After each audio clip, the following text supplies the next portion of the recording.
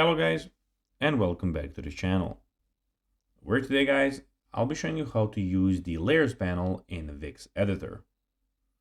So guys, the first thing that you of course need to do is go to Google and type in wix.com. After that, you just need to go and log into your profile or register to Wix if you haven't already done that of course. But now guys, let's see what we actually have in front of us here. In the top left corner, we have my sites where you can check out all of your websites. We have the setup, home. We also have the settings. We have the design site where you can edit your website here. And we have the dashboard where we are at the moment. But now guys, let's see how you can actually go and use the layers panel in the Wix editor.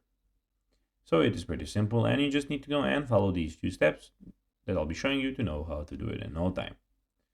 So the layers panel in the Wix editor is used to select and manage elements on your website. It's a great way to locate elements and rearrange them to suit your site's structure and alignment.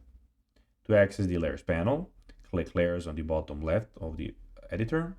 Then, when you're in the editor, of course, you have to go to the editor by clicking on the design site in either of these buttons. Then to access the layer panel, click layer of the bottom left of the editor.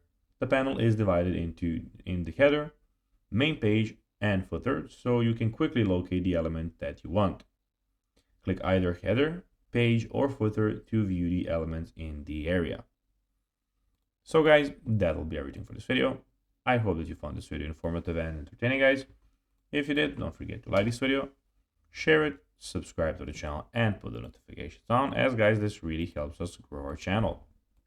So, if you have a few seconds, it'll be pretty cool if you could do this for us. So guys, that'll be everything and I'll be seeing you in the next one. Until then, bye guys.